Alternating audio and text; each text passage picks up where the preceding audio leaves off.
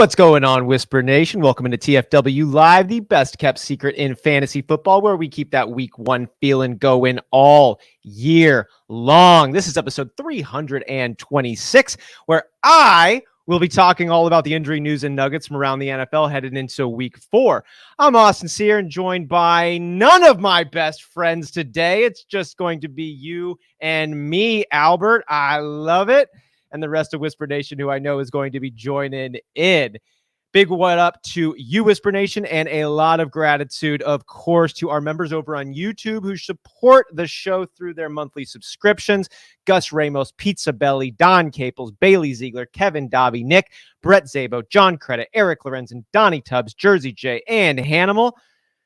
And if you would like to support the show and join our growing list of YouTube members, you can just click join next to the YouTube video now. What up, Jason? Coming in, I appreciate this. It's just going to be me today, so all of the contributions and commentary are sincerely appreciated, even more than usual. If you love fantasy football and you'd enjoy joining a community where you know that you belong, go ahead and hit that subscribe button.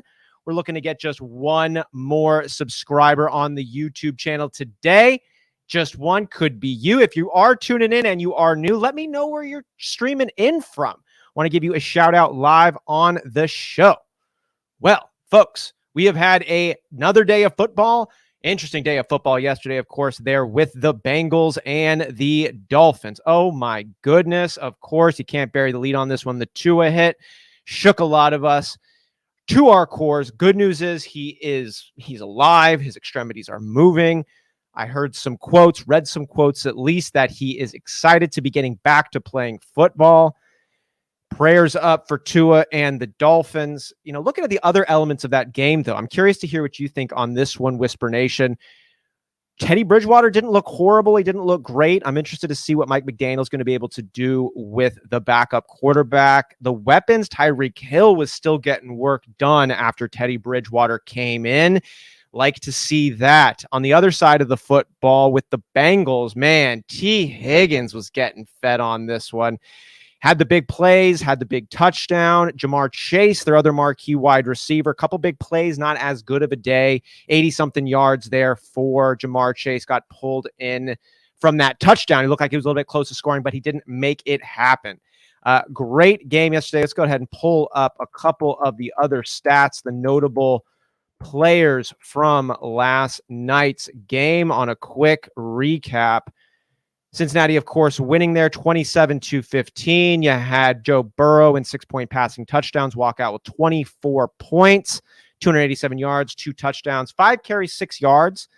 I expect those numbers to continue climbing up. We'll see how it goes throughout the season. Teddy Bridgewater, as we said, came in after that Tua injury.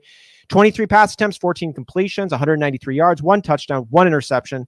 Carried the rock for 11 rushing yards, 14 points in 6-point passing touchdowns. The biggest surprise to me was Raheem Mostert, who had 15 carries for 69 yards, 2 first downs, caught 2 out of the 3 targets that came his way for another 12 yards. I mean, 49% rostered for Raheem Mostert. He had 72% snap share last night. 56%, 55% snap share the 2 weeks before.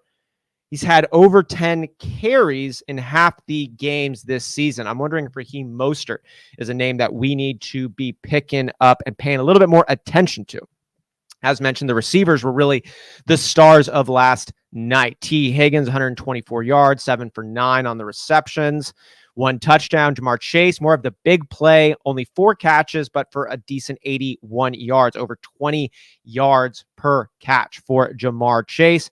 Tyler Boyd quieted down from his enormous week 3 game, 105 total yards, 4 receptions 2 weeks ago, cut those receptions in half, 2 catches for 47 yards with Tyler Boyd. On the other side of the football, Tyreek Hill led all receivers in teal. He had 14 targets, caught 10 of them for 160 yards.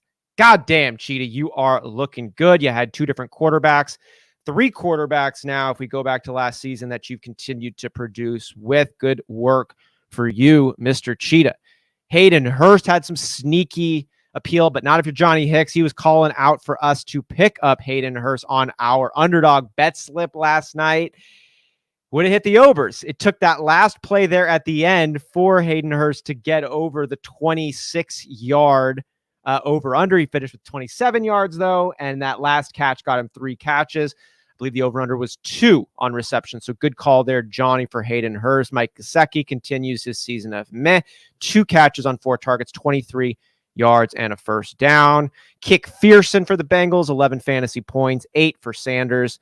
And the Bengals defense finished all right with 10 fantasy points in standard makeups. Let me know if you had anybody going in last night's game. I know Big Travie had Tua and Waddle, so he is in it today. He is feeling horrible. I was going to make a joke about it, but it's just a horrible feeling. I know that Travis is in right now, but we keep moving forward, and that's what we do in fantasy football. It is very early in the season. We are going into week 4. We've only got 3 weeks behind us. Lots more ahead. So we got to take a look at some of the news and notes now to help you get ready for what we've got coming up this week. Okay. So when we take a look now over at the Arizona Cardinals, Greg Dortch, who's been, Dortch the Torch, as of course a lot of people like to say. We had a bit of Greg the Bick Lighter being called out him yesterday, but I don't know if that's fair anymore because Greg Dortch is actually looking like a really nice fill-in play, especially in PPR formats. Last week, 81% snap share, 10 targets, 9 catches, 80 yards. He had 4 targets and 9 targets the 2 weeks before that, with AJ Green not being in the lineup. I think that Greg Dortch is an interesting start. Marquise Brown is coming off his career best game, but Dortch is going to be that number 2. I think Rondale Moore still out. Of course, DeAndre Hopkins still out.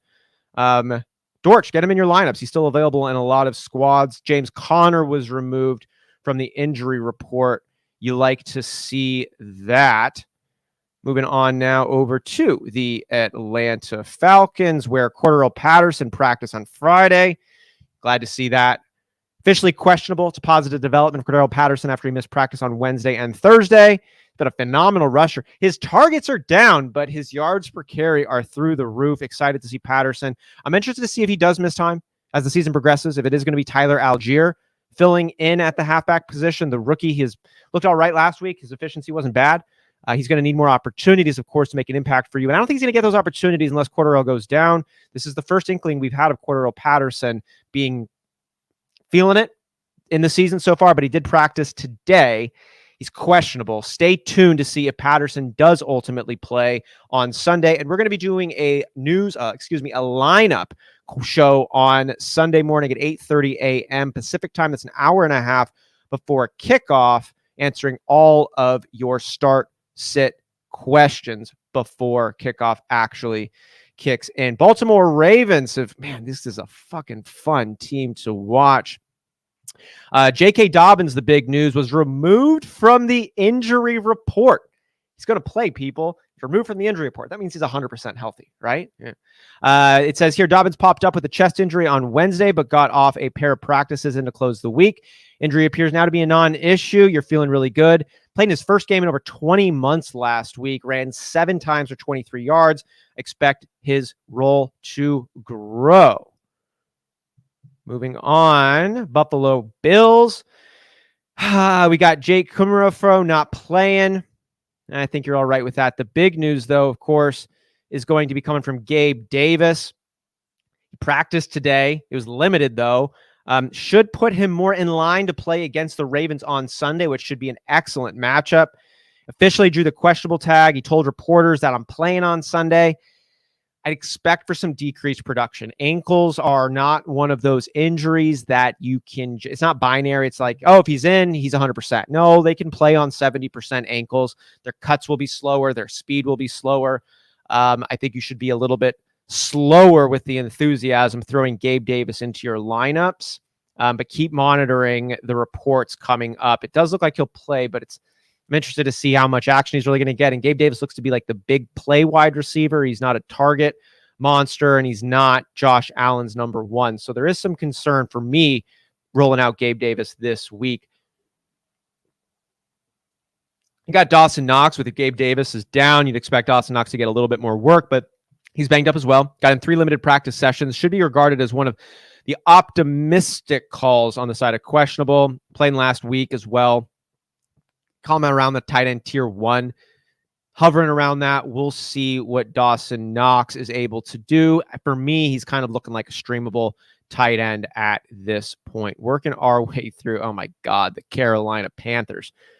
I love that color blue so much, and it is like the complete opposite, I feel, of how this whole team has been feeling. I feel like this beautiful blue of theirs is just like a disguise for like some poison. It's like, I don't know, like a monarch butterfly. It's like poisonous. It's got this great colors that's just like this really gnarly, otherwise species. Yeah, so Laviska Shenault here. He's going to be a game time decision for week 4. That doesn't really concern any of you. Let's get to the meat and potatoes. Christian McCaffrey. Looking like a true questionable call. He's dealing with a thigh issue, missed practice on Wednesday and Thursday. Has a chance, they say, to play against Arizona per the Panthers team website. Head coach Matt Rule said he's very hopeful. I bet he is about McCaffrey's availability. Man, this is a frustrating start to the year. Yeah, any hesitations you had on CMC were from injury concerns, and we are still working through these injury concerns. With that said, CMC hasn't missed any time yet. He's been pretty darn good if you've had him in. We'll keep monitoring. Join the Sunday morning lineup show for more up-to-date reports as they go on. What are you guys doing with DJ Moore? If you got DJ Moore on your roster, how are you handling that delightful pick that you picked up there? Oh, wondering how it's going. All right, we're looking now at the Chicago Bears. Ryan Griffin, Achilles, doubtful for week 4. Who cares? Cairo Santo, personal, questionable week 4. Who cares? You're not starting him. Velus Jones, hamstring, questionable. Who cares? They throw the rock 7 times a game. David Montgomery and Khalil Herbert is the real action. The Bears run the rock a shit ton, and they are pretty darn good at it. David Montgomery, though, he's not going to be playing this week, ankle, knee. I haven't gotten a clean report on really what's going on with David Montgomery. Matt Eberflus has been calling him day-to-day. I guess we all are living day-to-day, aren't we, Matt? No matter what you're kind of going through, we're taking it day by day, and that's what David Montgomery is doing. He's going to be out, though. So we at least know what his next 3 days are going to be looking like, and that's not preparing for Sunday's game. That does mean Khalil Herbert is a locked-in RB1 for the Bears, and I think he should be a locked-in RB1 for your fantasy squad as well. Love not having him as a handcuff in my dynasty lineup. Woo, Chelsea's got him. Good for you. We already talked about the Bengals. Samaje Perine, you blew our bet slip yesterday. Rush for 1 time for 0 yards. We needed you to catch a pass for 8 yards, bro. Didn't do it. That's okay. We keep having fun. Cleveland Browns have been having fun. I'm not even playing. This is such a pleasant surprise for me after they have been such a freaking head scratcher and, dare I say, unfortunate disappointment. The Browns have, but I love what Jacoby Brissett's been doing. He's been looking pretty competent. Jacoby Brissett's available for us in the listener league. I'm tempted to pick him up. I got Justin Fields and Aaron Rodgers as my 2 quarterbacks in the listener league. I like the rest of my lineup, but that quarterback position is struggling for me. But Jacoby, I know why he's available. Everyone's holding out for Deshaun Watson in week 11, but Jacoby is playing pretty darn good football. Amari Cooper is catching the ball, running it well. They probably have the best run game in the NFL with Nick Chubb and Kareem Hunt, at least contenders for it. And David Njoku now, man, he's not on the final injury report, and that's exciting because he led the team in targets last week and had his best game in a freaking long time. David Njoku, I think I would be, if I'm streaming tight ends, David Njoku is grabbing a lot of my attention right now. Myles Garrett obviously had that big car crash, biceps, shoulder. It's questionable week 4. Prayers out for Myles Garrett. Hope everything there recovers well. That looks like all we're really dealing with on the Cleveland Browns side. Let's see what the Dallas Cowboys have for us. Michael Gallup's coming back. Hell yeah, man. Removed from the week 4 injury report. He's going to play against the Commanders. Has not appeared yet this season. Of course, recovering from the ACL he suffered last year. Full participant in practice. Cooper Rush has been better than expected. Am I recommending starting Michael Gallup? No, but I do think you should be making sure Michael Gallup is in your roster if he's available and you got the cap or you got the space for it. What's up, Tone? Thanks for joining here. Mariota or Wentz?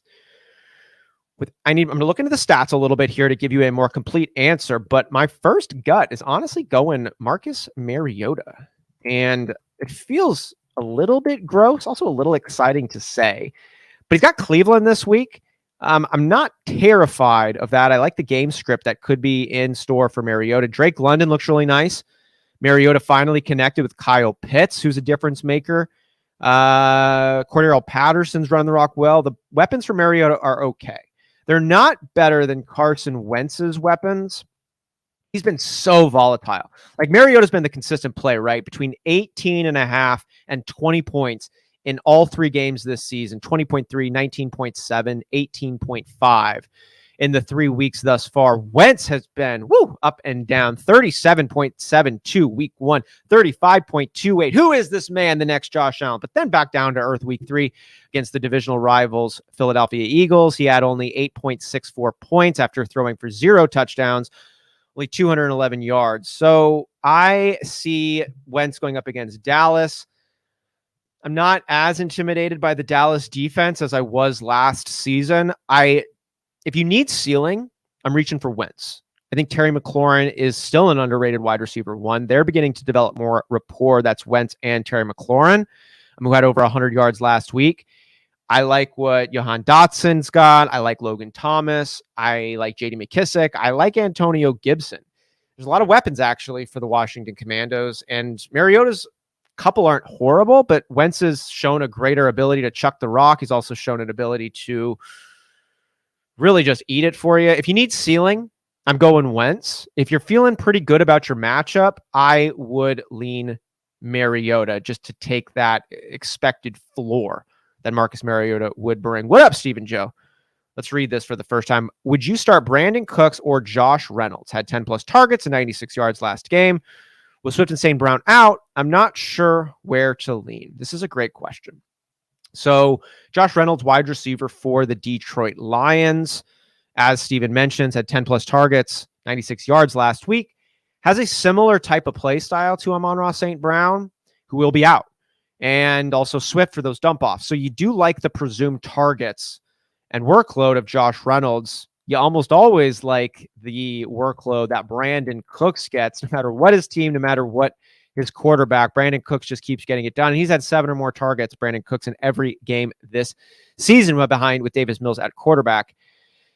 So we got the Chargers and Brandon Cooks. Tougher defense there for Brandon Cooks. Josh Reynolds is going. The Lions are playing up against the Seattle Seahawks, which has a less scary defensive back and defense for me than the Chargers do, even though the Chargers defense isn't playing as good as a lot of us who expected them to be Super Bowl contenders is going.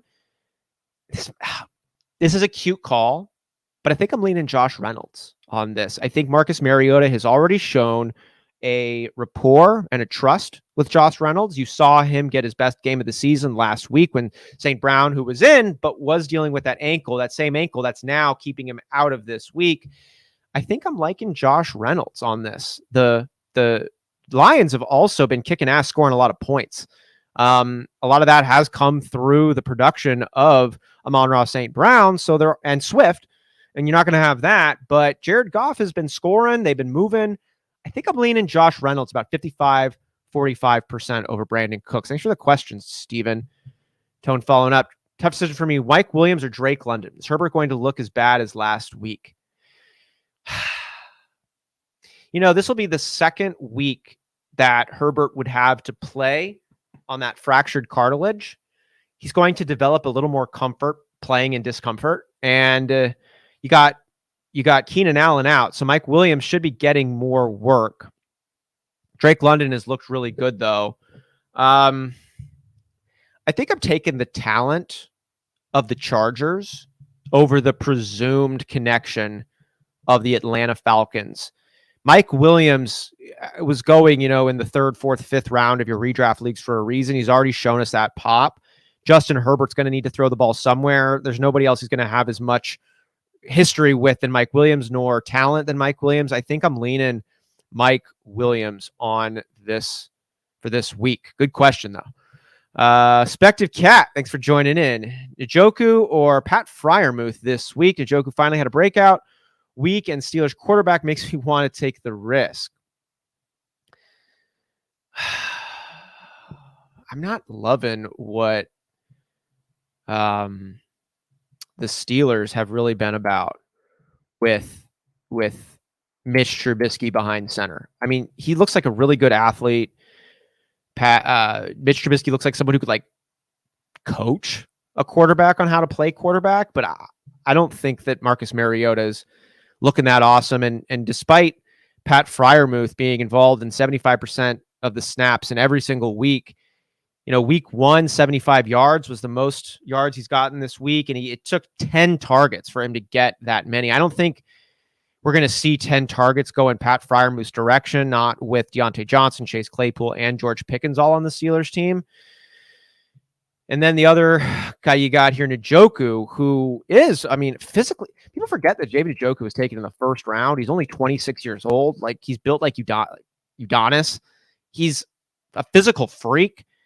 He's got no real competition now at the tight end position. And just like Pat Freiermuth, 75% snap share plus, we're at 88% snap share plus. And I said Pat Freiermuth got 10 targets in week 1, and Njoku had 10 targets last week.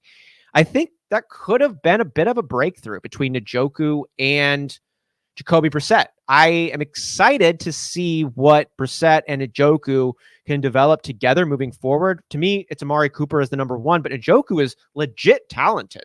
He's really good. He's a really strong, really fast, really aggressive tight end. The only concern I had for him, honestly, was his appetite. And he's looking like he's like coming in ready to play. Cleveland is on the up right now, at least. I'm feeling the energy that's coming out of Cleveland right now.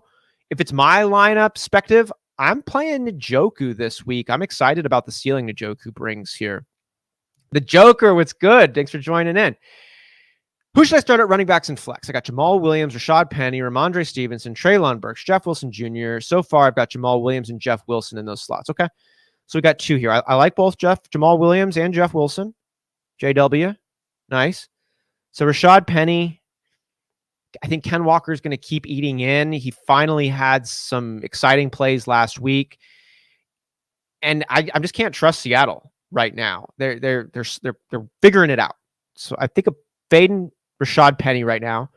Ramondre Stevenson is exciting. I got shares of Ramondre Stevenson in some leagues I really care about, and I'm starting Ramondre in both of those. Now, I don't have Jamal Williams or Jeff Wilson in those leagues, so I'm not in the same decision-making boat as you. But if I had to pretend that I was, would I start Ramondre Stevenson over Jeff Wilson or Jamal Williams? I don't think I am. I think I'm keeping Ramondre Stevenson on the bench in favor of Jamal and Jeff Wilson. And the main reason is because of the question marks. I'm not concerned about anybody above Jamal Williams with Swift out. And Jeff Wilson has been getting like all the work in a run-heavy San Francisco offense. I think they're going to be another week with Jimmy G, another week better. The 49ers, that is. I think Ramondre Stevenson does take a jump. We saw him have a great week last week. I think this continues. He's benefited tremendously since Ty Montgomery hit the IR, running back for the Patriots now.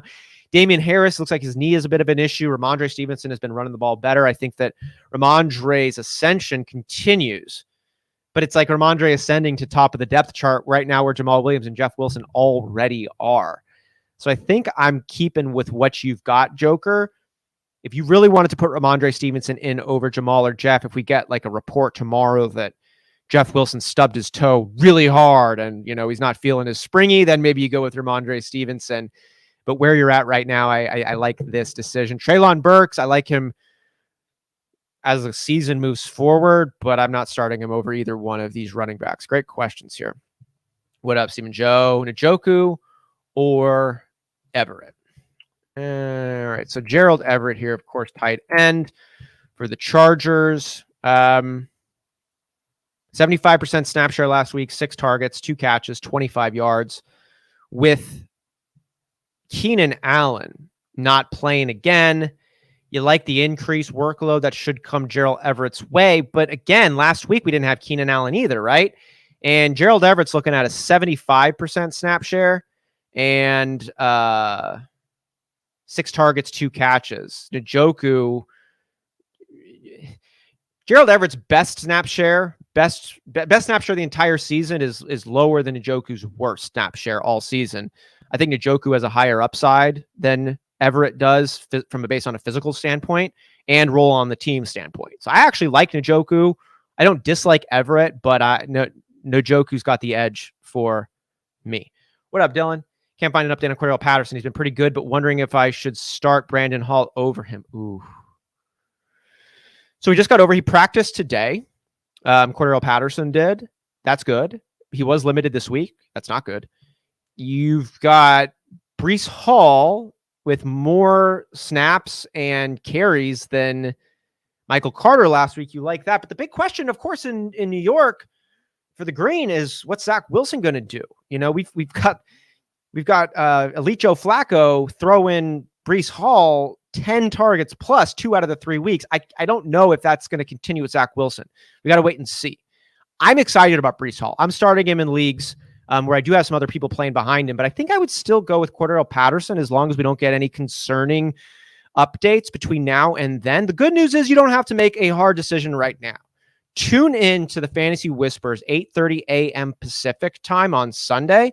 We're going to have our live lineup show going. We can answer this question for you with even more information. If it stays the way it's trending, I'm going Patterson. But I really like Breece Hall this week. It's just, I don't want to call the fall off for Patterson. You know what I mean? Like I expect it to happen at some point.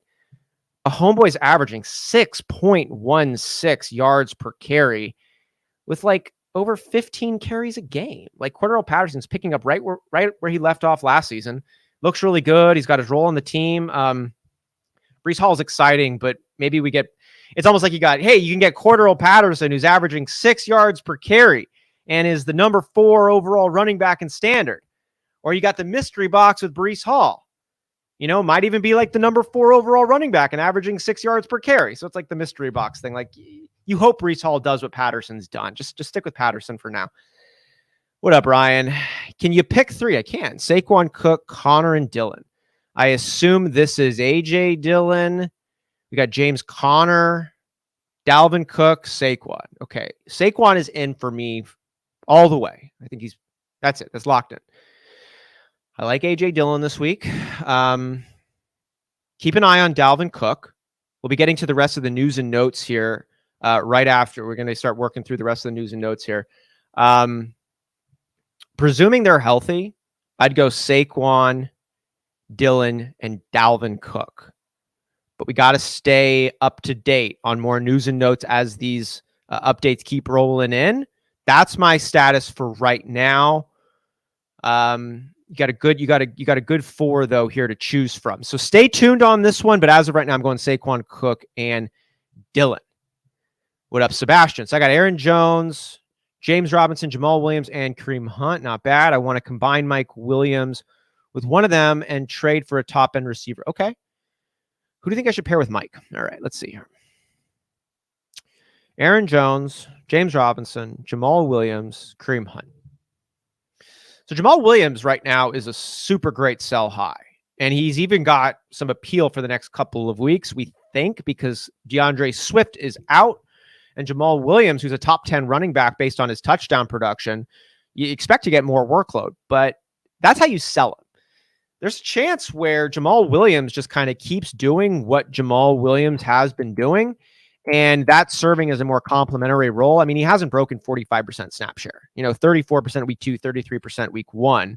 3.91 yards per carry. It's like he's not amazingly efficient, and he doesn't get a ton of receiving work, Jamal Williams, that is. So he's just got 4 touchdowns already on the season, making him the number 5 running back in standard, number 8 in PPR. We could have Khalif Raymond come in and take a lot of the DeAndre Swift work, which is going to make Jamal Williams not as spicy a start as we're expecting him to be or hoping he'll be with Swift out. So if you could sell Jamal at an RB1 value, which is where he's at right now, I freaking love that possibility. The next for me would be Kareem Hunt, simply because we got Nick Chubb and he's the number 2, and I like Aaron Jones and I like James Robinson, and they're both number 1s. So I would do Jamal Williams if you can do that. I'd go up to Hunt. Then for me would be James Robinson. I expect Travis Etienne to be more involved, and we haven't seen the Jaguars play from behind yet. So James Robinson has been the lead back for him, and he's done really good work, and he's an amazing human being and football player from everything I've witnessed. but I don't think his RB1 at this level continues, and it might, but we just haven't seen the Jaguars playing other game script. So then James Robinson and then Aaron Jones, because I think Aaron Jones is really locked in for a team that's going to really need him and a team that should be good there in the Green Bay Packers. So that's my suggestions on this one. What up, buddy 75P, DJ Moore or Bateman? I like Bateman, man. DJ Moore scares the hell out of me. Baker Mayfield scares the hell out of me. You got a lot of weird things going on with wherever Baker Mayfield finds himself. I was watching, he's like these reels on social media of DJ Moore being asked by reporters, are you guys getting open? And he's just like laughing, but trying not to laugh. And he's like covering up his face. You can't see him. And you could just read his internal dialogue. He's like, this shit's fucked. It's not going my way. It's not happening. It's not working out. We're getting open. We're just not getting fed. And Bateman, while he is on a snap count, this Baltimore Ravens offense is just destroying.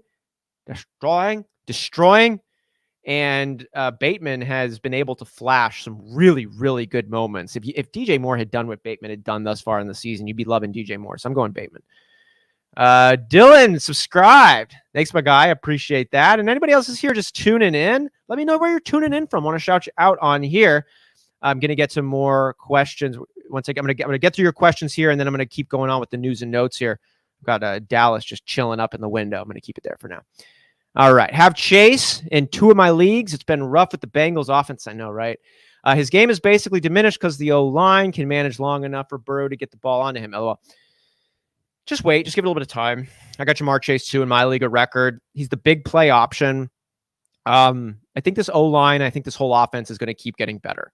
And I think you're going to see defenses cue in on T. Higgins even more. And Jamar, is so freaking good. T. Higgins is awesome too, but I think it's just a matter of time. And I would be, if I'm in another league, I'm going after Jamar Chase. I'm trying to pick him up at like a high-end RB wide receiver 2 price, because I think by the end of the year, Jamar Chase is going to still finish as a wide receiver 1. And an elite wide receiver 1 is not going to be a surprise to me at all. All right. What up, Mr. Miyagi? Stevenson or Garrett Wilson? I assume that's Ramondre Stevenson or Garrett Wilson. Ooh, good question. I like this one. I personally would be going Ramondre Stevenson. I think they're going to need Ramondre even more with Brian Hoyer behind quarterback for the New England Patriots. I think Stevenson is about to take this backfield over. I love Garrett Wilson, but we get Zach Wilson back, and I just don't yet know what we're going to see those two's relationship. I'm not surprised if Garrett Wilson has 12 catches for 150 yards and 2 touchdowns, and that, blame this one on our conversation here. But I like Stevenson. If it's me, I'd be starting Stevenson while crossing my fingers that Wilson just goes freaking off with Zach Wilson and starts the beginning of something really nice between the two of them. Perspective, do I start Brandon Cooks or Breece Hall in flex this week? I like Breece Hall. I like Breece Hall. He does. He's had over 10 targets in 2 out of 3 games this week with Joe Flacco chucking the rock. We get Zach Wilson now. It's not the same thing, but Breece Hall is really talented. He's shown us he can do it all. I don't love Brandon Cooks going up against Dallas this week. I like Breece Hall a little bit more in my flex. Stro tonight, what trade value of wide receiver would you aim to get for a package of Miles Sanders and Jeff Wilson?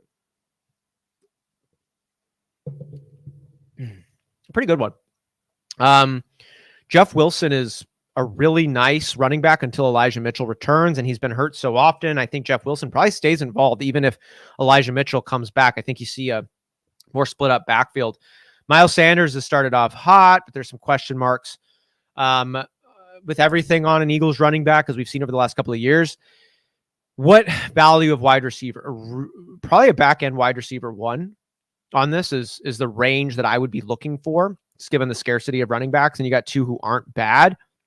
If you have any ones you're considering, throw them out my way. Stro tonight would be willing to, would love to chop it up with you and think through that. Thanks, Mr. Miyagi. Hollywood Brown or Garrett Wilson, since I like Stevenson.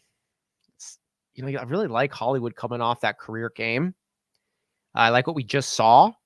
I think there's a world where these two college teammates and Kyler Murray and Hollywood Brown keep this rapport that we saw in week 3 going.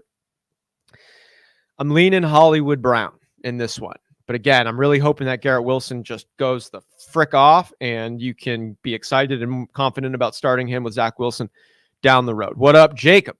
Would I trade Fournette for Mark Andrews in PPR? Short answer is yes. I've got Barkley, Derrick Henry, James Robinson, Dobbins, and Gibson as my other running backs. Current tight end is Everett. Look, Andrews is one of two real difference makers at the tight end position right now, Andrews and Kelsey, and Andrews is the one you'd want given how well that Ravens offense is playing, and Lamar Jackson is on an MVP course right now, and Mark Andrews is hands down his favorite target. I'd give yourself this isn't even close, dude. I would do this, especially given Barkley looks awesome. Henry broke out. James Robinson was a steal for where if you got him in redrafts this year, and Dobbins is going to keep getting better as he gets more acclimated to his body and the offense. Yeah, you go out, and I feel very, very good about this. You're not even giving up your best running back here. You're probably giving up maybe your fourth best running back for maybe the best tight end in the league. That's a real difference maker. Definitely. All right. Got through the questions. Keep sending them my way, and we'll be working through them just like we're working through the teams here in the NFL. We got the Denver Broncos. Melvin Gordon. He's got a neck issue. I hate seeing neck issues pop up on the injury report. It's like it's freaking football, dude. You fight with your neck. He's going to play in week 4. So I guess the neck's doing all right. It's limited earlier in the week, but he got a full practice in on Friday. He was left off the final injury report. I almost said spinal injury report. Final injury report for Melvin Gordon. That's good. Greg Julich, there's a good chance he plays. Who cares? You're not playing him. And yeah, I guess we're feeling all right about Jeudy. He played last week. I haven't seen any new news on Jerry Jeudy. He's in. I like it. KJ Hamler not targeted. You're not starting him. He looks like he's continuing to get more and more healthy, though. So I like that for the Denver Broncos passing attack.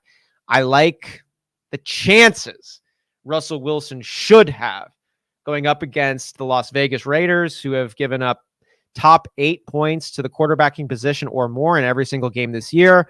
There's a get-right game for Russell Wilson. This is one that checks like all of the boxes, and I'm considering him starting in my league of record. Right now, I got Aaron Rodgers going up against New England in there, but I'm thinking about Russell Wilson. I don't know if that's too cute a move. Let me know what you think about who should I start, Whisper Nation, Trevor Lawrence, Aaron Rodgers, or Russell Wilson this week.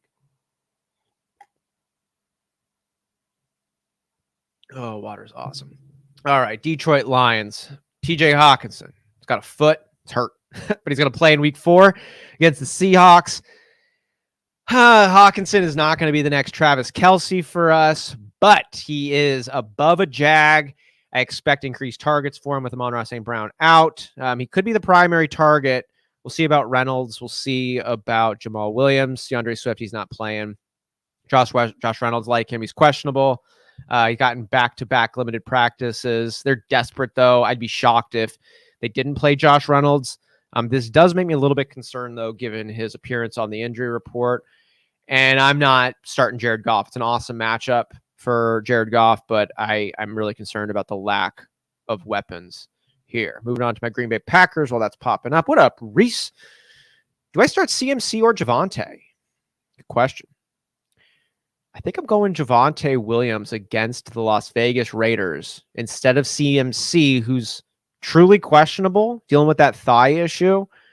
Tune in Sunday morning, Reese, 8:30 a.m. Pacific time. We're going to be doing the live lineup show, YouTube channel right here.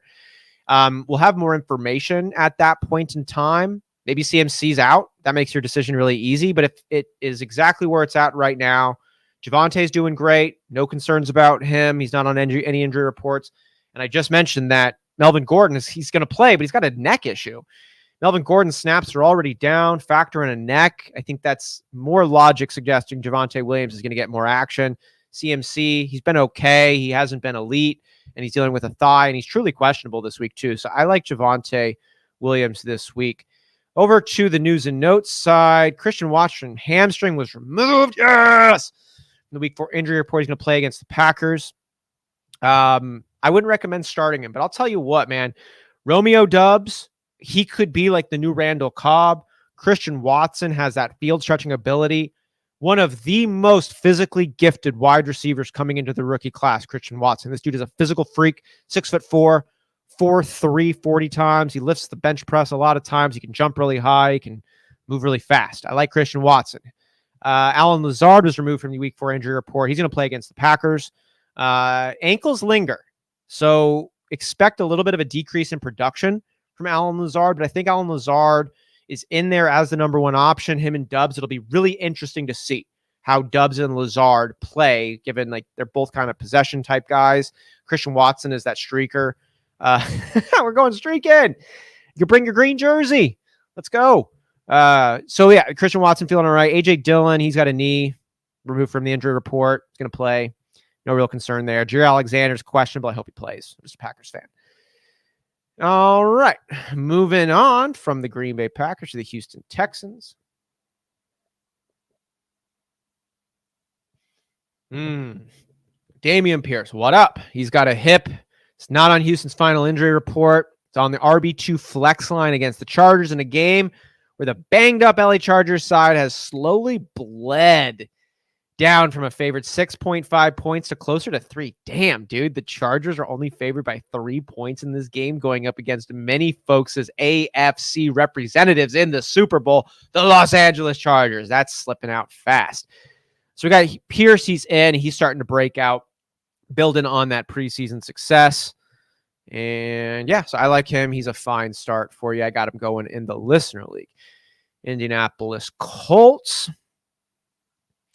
Jonathan Taylor wasn't listed on the Indianapolis Colts final injury report. I saw a crazy stat about Jonathan Taylor, like missed his first practice since high school this week. He's in. He's going to be rocking. Guess looks like no real other concerns outside there. Ashland Doolin, a little bit of hype popping up. That's simmered down a little bit. You got Michael Pittman. You're locked and loaded there. I would probably steer away from all others outside of Jonathan Taylor and Michael Pittman. Reese coming in here with another question. What up, Reese? Pitts or Everett? I'm going Pitts on this one. We saw Pitts have his best game of the season last week. Fingers crossed. This is a sign of wonderful things to come between Kyle Pitts and Marcus Mariota. Pitts is maybe the most talented tight end physically in the entire NFL. And I'm talking about an NFL with Mark Andrews and Travis Kelce. He's just that physically gifted. Call him the unicorn. Kind of broke out last week. I think it's probably a sign of things to come. I mean, I traded Big Travie with him in our league of record to pick it up, so I certainly hope that's the case. So take that personal situation with a grain of salt. But I would be starting Pitts over Everett. Not by a lot, but maybe 60-40 for me on Pitts over Everett.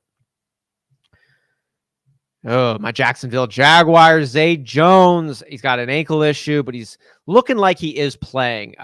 Doug Peterson said it didn't seem like he was too concerned talking about a Friday morning. Things like this come up during the week, and we just want to make sure he's 100%, was the quote.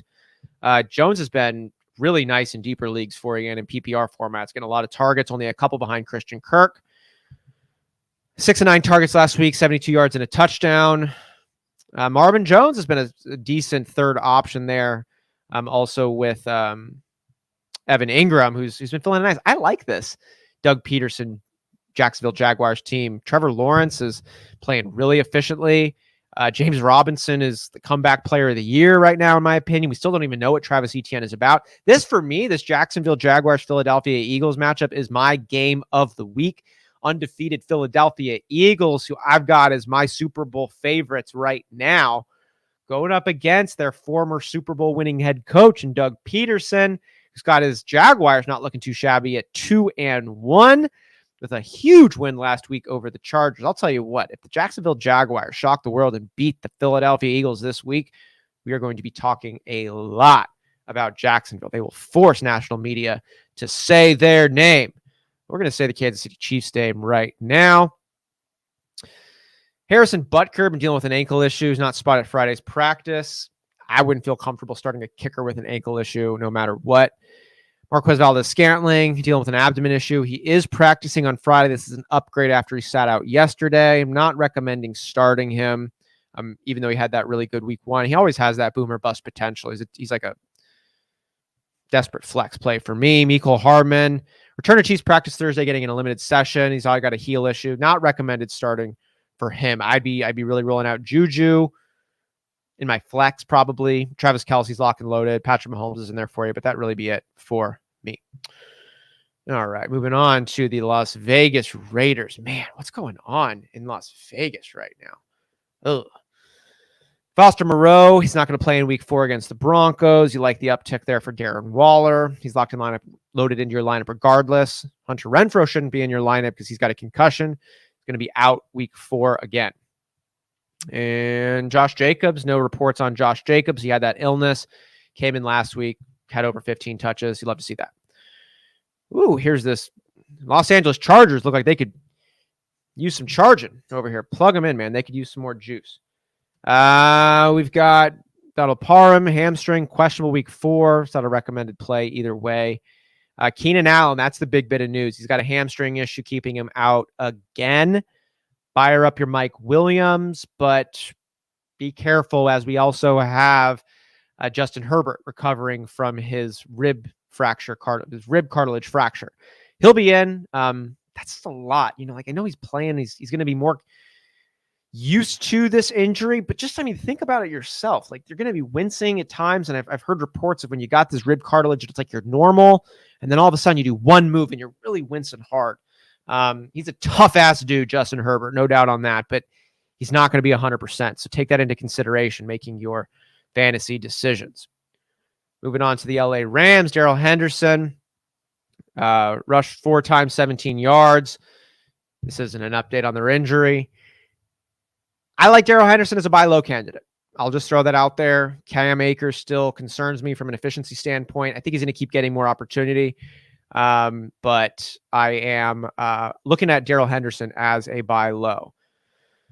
Miami Dolphins played last night. We're going to keep praying there for Tua and the squad. I love what Mike McDaniel has done for the team, but yesterday was pretty concerning. We'll see how that works out. Reese coming in. What up? Philly, Dallas, or Denver for defense? I got Philly starting in all the leagues where I could get them. I think this defense is really good. I think that the Eagles play with energy. I think they're feeling energy from their fans, from the culture, from the community. I think they're ready to just fuck shit up. I think it's the Eagles' year, and I think they're going to have Eagle will be laying droppings on a lot of people. Dallas is going to be going up against Washington, which is a nice divisional matchup. I'm not surprised at all if you end up seeing Dallas take advantage of a couple Carson Wentz interceptions.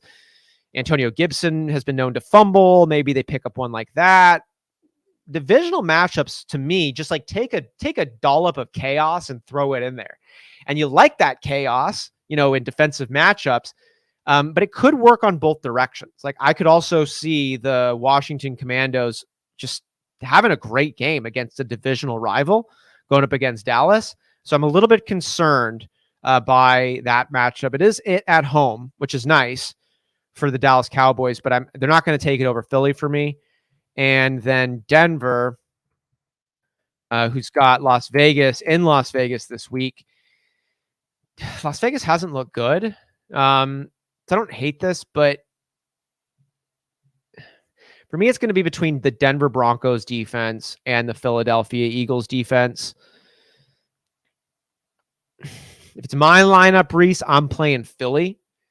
I got Philly, then Denver, then Dallas. In that order, Denver and Philly are pretty close on this one for me. All right, moving on now. Back to the news and notes. Minnesota Vikings, Dalvin Cook, shoulder, will play in week 4 against the Saints. All right. Love to see that. Injured his shoulder, year-long issue for Dalvin. I was able to practice throughout the week. Should be a full go against New Orleans. You'd love to see that. If Dalvin's playing, I'm feeling fine about playing Dalvin Cook. So shut down your Alexander Madisons if you had that contingency plan, or if you just picked up the handcuff and you were fingers crossed Dalvin would be out and you could get yourself a nice weekly play with Alexander Madison. Don't do it. He's out. Or Dalvin Cook is in, so Alexander Madison should be out for you. New England Patriots, we know Mac Jones is going to be out. How is this going to, and Brian Hoyer is going to be out. Let's see how the rest of the reports are looking. Jacoby Myers' knee, making him questionable week 4. Got him 3 limited practices this week. Probably in a better spot than he was last week when he took 2 DNPs and was questionable, ruled out the morning of the game.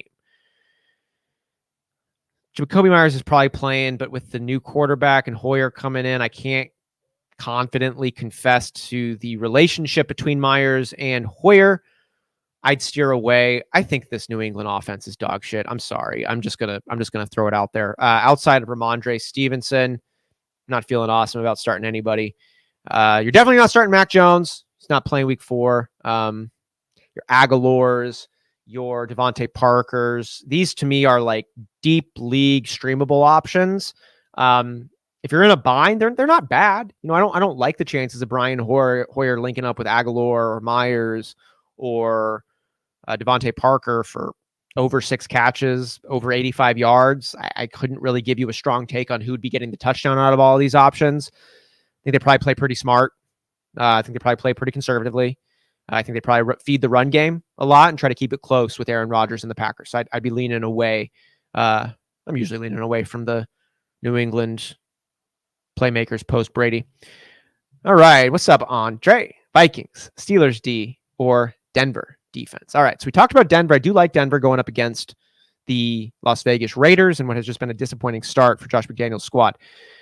Steelers are going to be playing up against the Jets, and Zach Wilson returns. I'm into that, dude. I like the chaos that could come from a returning from injury Zach Wilson, number 2 overall drafted quarterback out of BYU who did not live up to that draft stock last season. Yes, we like the stories of Zach Wilson banging his mom's friend, but that doesn't get you fantasy points. Just get you brownie points. So I'm not sold on Zach Wilson. I love the Steelers defense for that reason. Vikings defense, you've got the New Orleans Saints coming to town. You got Andy Dalton, who's going to be starting for the Saints.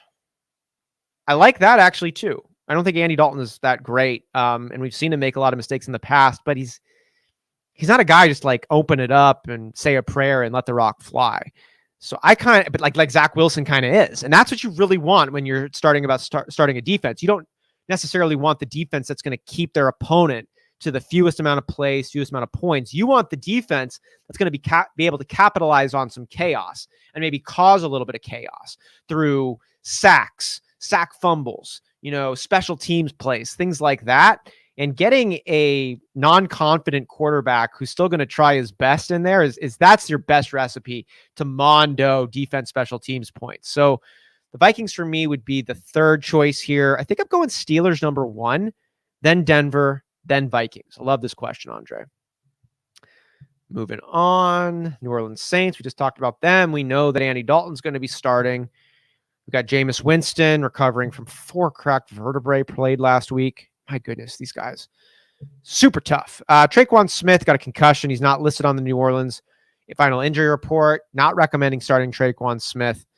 Jarvis Landry, ankle questionable for week 4. Sat out Wednesday, but he's able to practice on a limited basis Thursday and Friday. Looks like he's going to be coming in to play. Jarvis Landry is a slightly above a desperate flex start for me, but not by much. Not a recommended start. Chris Olave is a nice start for me. I do like him. Taysom Hill. Damn, dude, that was disappointing to see how little action Taysom Hill got last week. He's just such a weird role in sports. He's going to play this week against the Vikings, dealing with a rib issue as well. I'm not starting him. We'll see what happens. And we mentioned Andy Dalton is coming in. Moving on to the New York Football Giants, Kadarius Toney. Jesus, hamstring. He's not going to play in week 4. I'm dropping Toney. I haven't picked up Toney. I'm not on the Toney bandwagon, nor am I on the Wan'Dale Robinson bandwagon. I'm just not on any wagon that's being pulled by these Giants. World's tiniest Giants right now. Saquon Barkley for me, and that's it. But to go through the reports, Wan'Dale Robinson, knee, will not play week 4 against the Bears. Kadarius Toney, hamstring, won't play week 4 against the Bears. Looks like they're getting close to coming back. We'll see if Kadarius Toney shows up on time and does his homework and actually gets a chance to play if he's healthy. So far, those other points have also been issues. All right. Moving on. New York Jets, as we mentioned, are going to be having Zach Wilson returning to the quarterbacking position. Chad, Giants are killing me. G-Men for life. You got to. I got a lot of friends who are Giants fans. Shout out Classic Mike if you're listening. Shout out Christopher Thomas if you're listening. Shout out Steph Smalls if you're listening. All amazing Giants fans.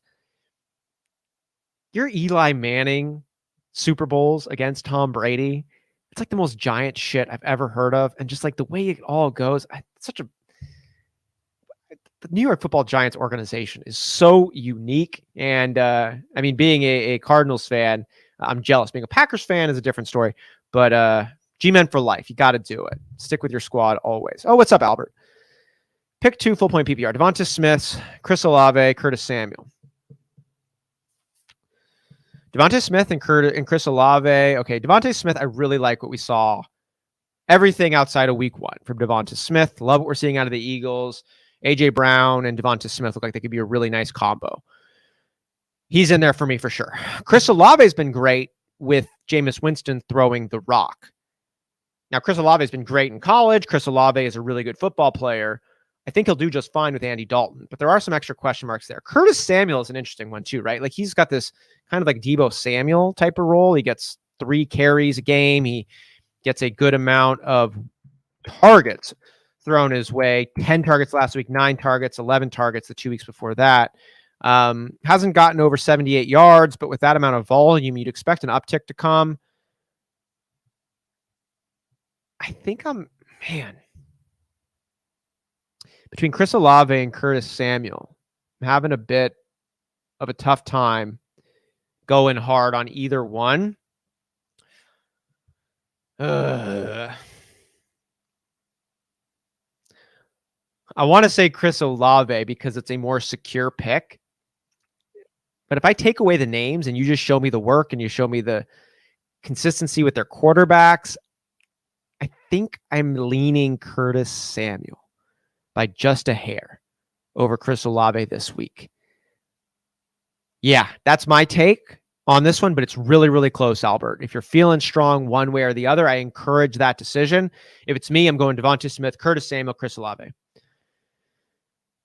G-Men for life. That's right. All right. So moving on now. Oh, wait, let's see here. Let's see if we got anything else. Zach Wilson, he's in, medically cleared. He's going to start.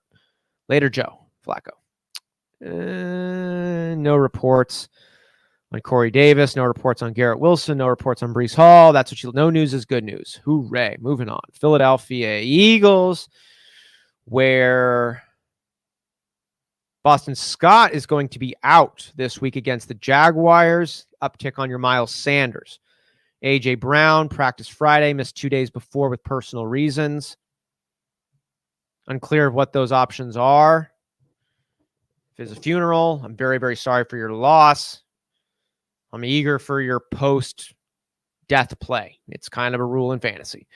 Devonta Smith practiced full Thursday, dealing with a back issue, but it looks like he is in any type of jeopardy of missing any time. Fire him up. All right, Pittsburgh Steelers. What up, Hendricks? Palmer or Reynolds off the waiver? I like Reynolds a lot. Now he's a little bit banged up, so you got to keep an eye on him. But with DeAndre Swift and Amon-Ra St. Brown being out, you really like that. Josh Palmer, of course, benefits from Keenan Allen being out, and in the 2 games where Keenan Allen has sat 91% and 93% snap share, 8 or more targets for Josh Palmer, 4 more catches. You know, you don't love the 30 yards he had week 2, but you like the touchdown. You don't like the no touchdown week 3, but you love the 99 yards. Whew, this is a good question here. Palmer or Reynolds off the waiver? I think I'm going Palmer. I think Palmer holds a little bit more rest of season appeal. And I think I like Palmer this week just a little bit more than Reynolds, given the injury concerns on Reynolds. Oh, I mean, rest of season, I like Palmer more. I'm pretty darn split this week, though, on Reynolds or Palmer, because Reynolds should get a lot of work. We've seen Reynolds get a lot of work when Amon-Ra St. Brown has missed time. Last week, St. Brown came back in the game after injuring the ankle, but Reynolds, was able to really capitalize there. Finishing with 10 targets, 6 catches, 96 yards. Yeah.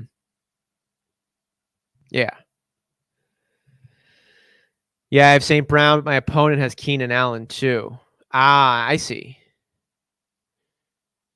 So you could pick up Palmer and block him on this one if that's what you're concerned, if that's kind of what you're thinking. If you have St. Brown and you pick up Reynolds, that could just be kind of a nice stash until Amon-Ra comes back. But I think I do like Palmer's upside even a little bit more. What up, Boomtang Music? Chubbs for Diggs straight up. Ooh, we're talking trades. Interesting. All right. Nick Chubb for Stephon Diggs straight up. Half point PPR.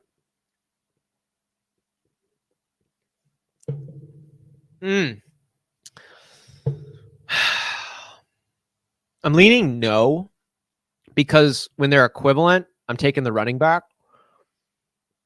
Nick Chubb is probably the main vein for this offense.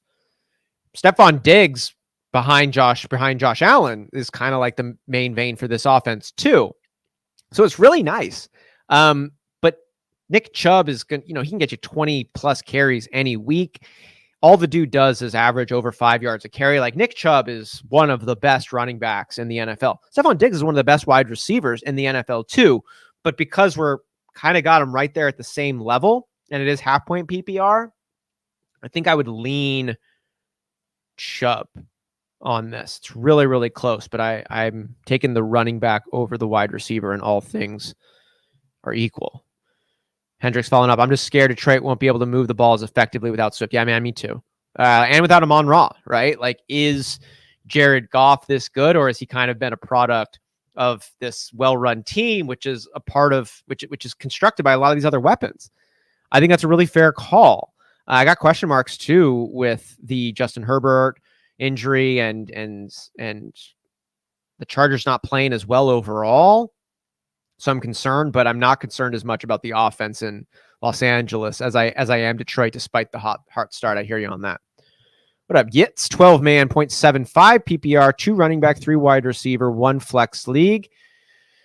My team is Stafford and Geno, Jonathan Taylor, Dobbins, Kupp, Evans, Meyer, Hawkinson, Elijah Moore. Excuse me. My bench is pretty bad too. Kind of trades should I look for? Disproportionate ones wherever possible. Cooper Kupp and Mike Evans is nice at the wide receiver position. And Elijah Moore there is your third. It's not bad. Stafford and Geno, you don't love what Stafford's done out of the quarterbacks. He was like kind of a guy you got later down the way, and you hoped he could get back to that top 5 quarterback production like Stafford did last season. That's not looking good so far. If you could level up your quarterback, package together a couple of pieces in one of these quarterbacks, that's something I would consider. Let's see where you got kind of a surplus here. If you can trade Dobbins, I'll tell you what, J.K. Dobbins would be the trade that I would be looking to give away for someone who's high on J.K. Dobbins. I think J.K. Dobbins brings the most sex appeal of all the bunch, and I think he brings more hype than he will substance. Like, we haven't seen him play in a long time. J.K. Dobbins has been super enthusiastic. He's playing on an amazing offense, right? Like, there's a lot of points you can use to sell J.K. Dobbins, but Lamar Jackson's the best running back in Baltimore. Sean Harbaugh has continuously deployed a platoon of running backs over the last couple of seasons. We don't know how well J.K. Dobbins is going to get this season. We just don't know yet. We haven't seen it. So I always say, if you can trade hype for substance, do that. I think Dobbins holds the most hype here. So I would be looking to level up anybody with a package of J.K. Dobbins. And then if you can ever do a 2-for-1 and be the guy who's getting 1 back in return, that's what you'd want to do. 1, you get the best player in the deal, but that empty roster spot you now generated because you gave away 2 and they gave you 1, it holds value. It's not just a blank spot on your roster. It's an opportunity to cycle in new talent, take some stabs on a possible wide receiver dart throw, or, you can always play the game of picking up handcuff running back in the early games. And if the handcuff you picked up, if the starting running back doesn't get hurt in that game, then you drop him and you pick up a handcuff in the afternoon games. And if that guy doesn't get hurt, then you pick up one in the evening games. You can kind of cycle it through like that and try to get ahead of the game if you have that empty roster spot. So try to do a 2-for-1 if you can and create that empty roster spot, because that gives you a lot of other options. All right, here. What up, Ring Chasm? Quarterback Wilson. Russell Wilson or Zach Wilson, either way. Hoorah! Running back Jonathan Taylor, like that. Barkley, love that. Javonte Williams, really nice at running back.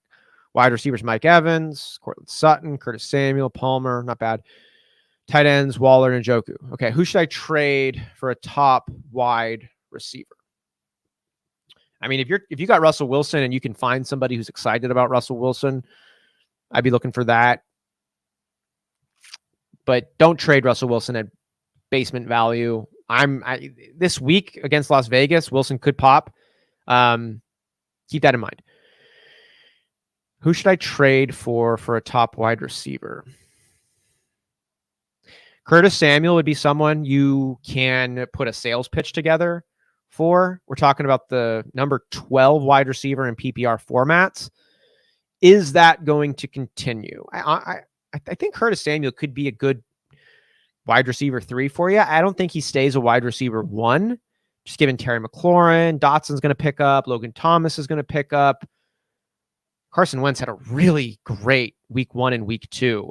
But as his production drops, Curtis Samuel's you'd expect for it to drop too. Now, he still had over 13 fantasy points last week, but that is significantly down from 20.5 points week 1 and 23 points week 2. So I'd be looking at trading out Curtis Samuel to try to package in something. Maybe you can package it up with Darren Waller. I'm not as high on Darren Waller this season, and you might be able to find some name value attachment in your league. That would be the main guys I'd be considering working together to explore within my league of people who could use those players. And Whisper Nation, always say that the best way to make a trade is look at the players you're willing to give up. Let's say you're giving up a tight end. Start looking at other teams in your league who needs a tight end, and go and put together a trade and send it their direction. It's the best way to get something done. Shortcut to exactly what people need. Don't just, you can always just throw a player up on the trade block and see who comes in. But if you identify in your league someone who needs the pieces you're selling, that gives you a really good chance to come out ahead. Thanks. I'll keep Chubb as well. Nice. Exactly what you did. Traded CPAT and Connor for Jonathan Taylor. Great trade, man. That's freaking awesome. Well done. I love that. What up, Ronald? Love having you here, man. Good to see you. All right. We're moving on now to the Pittsburgh Steelers. We got Minkah Fitzpatrick practicing in full. Love to see that for the defense. We got a lot of recommended starts for the Pittsburgh Steelers defense special teams this week. Minkah Fitzpatrick only helps you there. That's all the updates that we got so far from the Steelers. Looks like everybody's going to be healthy. Big question mark is, will Mitch Trubisky hold on to the starting job, or are they going to get the rookie involved here? Kenny Pickett anytime soon? We'll see. Mike Tomlin hasn't suggested anything, but I wouldn't expect Tomlin to make that suggestion until he really knows what he's going to do. He's just a stand-up dude like that. San Francisco 49ers got no new updates for you. No news is good news in this sense. No setbacks for George Kittle or Deebo Samuel, who spent a little bit of time in the blue tent. It's going to be what it's going to be. Jeff Wilson, Kittle, Ayuk, Deebo Samuel, rolling them out. Start your studs. Seattle Seahawks. Did you see if Geno Smith actually opens up? I'm pulling for the Seahawks, man. I'm pulling for Geno. Turn that Geno into a G. Yes. Let's go. Ken Walker, what does it say here? Was added to the Seahawks Thursday injury report with a shoulder issue. Hate that. But practicing full. Love that. He's either injured at the tail end of the practice or the shoulder injury is a non-issue. We're guessing the latter, hoping so. We'll see. We'll see what he looks like more moving forward. Doesn't look like it's a real issue. Travis Homer, though, landed on the injured reserve. This actually is kind of some news. We'll see who ends up picking up more of that pass catching work. DJ Dallas will likely get more involved. Ken Walker, I think they should work him in more. Rashad Penny, though, is doing what he's doing. And And there's DJ Dallas there, who caught 2 receptions for 17 yards in that last week. I'm actually kind of excited to see what Pete decides to do with this backfield, with Homer being one less mouth to feed in that backfield. This is where we can start to see some things open up. Maybe Rashad Penny starts becoming a recommended start for you. Maybe Ken Work actually gets a large enough sample size for us to see what the rookie who's comped to LaDainian Tomlinson is all about. We should have some interesting ones here in Tampa Bay. Moving on. Julio Jones, man, I hate all of this. I wish he would play. I want to see what he could do. He's got a knee issue limiting him in practice on Friday. Todd Bowles, head coach, said that Jones will be a game-time decision, as he was the last 2 weeks in a row with his partially torn PCL. Surprisingly, this DNP came today, but with that pesky rest tag, we're not entirely sure how to interpret. Tune in Sunday morning, 8:30 a.m. Pacific time, where we'll be going over the lineup starting questions for you, Whisper Nation. Hopefully have a better update. Got Chris Godwin, hamstring issue. It sounds like it's a new issue. Is it connected to the knee? I'm not sure. Chris Godwin is needed by this Tampa Bay offense. But Chris Godwin needs healthy body parts for him to be able to be functional. He doesn't totally have those yet. We'll see how he keeps going. Keep an eye out. Rashad Perriman's doubtful. He's doubtful in all senses of the word. Russell Gage, still dealing with that hamstring, limited tag on Thursday. He's like not practicing at all, but it looks like he is going to keep playing a lot. So roll out Russell Gage in deeper leagues. Man, this whole Tampa Bay offense is just kind of messed up, and they got to get some things right. I hope they do here soon. 2 more left. Whisper Nation with the Tennessee Titans. Next up, speaking of next, Austin Hooper, his neck, keeping him off now. The injury report, that's good news for Austin Hooper, upgraded to full practice on Friday. I loved Austin Hooper as a deeper tight end streamer. I don't anymore after 3 straight games of under 20 yards. Sounds like he's got a chance to make inroads week 4 after getting off the injury report. I'm going to have to see it to believe it first. Kyle Phillips, shoulders, making him questionable week 4 against the Colts. Got in 3 limited practice this week. Did wear the non-contact jersey each time. I'm improving in the sense that he's questionable instead of doubtful like he was last week. Only going to be PPR consideration. And that's all of the consideration we got to give the Tennessee Titans. Last bit here. And Whisper Nation, if you got any other questions, let me know. I will make sure to get you all of them before logging off this Friday. Washington Commandos, got some guard updates. Give us the fun stuff. You got no fun stuff for us. Everybody looks like they're healthy. No news is good news in the situation. Antonio Gibson, J.D. McKissick, Carson Wentz, Curtis Samuel, Terry McLaurin, Johan Dotson, all are playing. They got some actually startable players. It's funny. This whole team is like not good, but they got some interesting fantasy assets. I like when it works out that way. Always does. And then you got teams that are like good. They don't really have any fantasy assets. It's a funny game we play here. All right. Well, that is it. We got through all of the news and notes from around the NFL. Got through all of the questions here from you, Whisper Nation.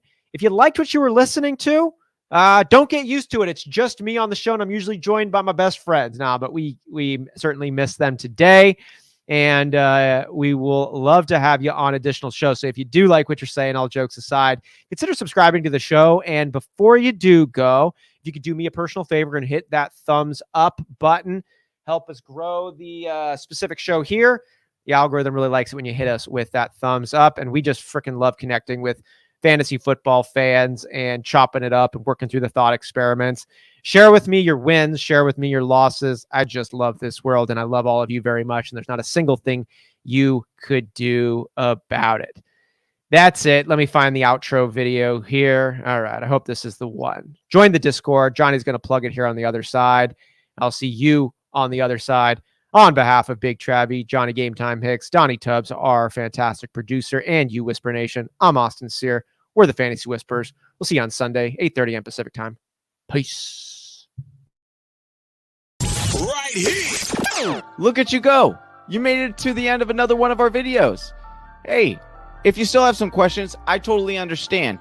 Or you just want to join an awesome fantasy football community, head on over to our Discord chat. Link is in the description below. And if you're still not sold on us, check out one of these videos.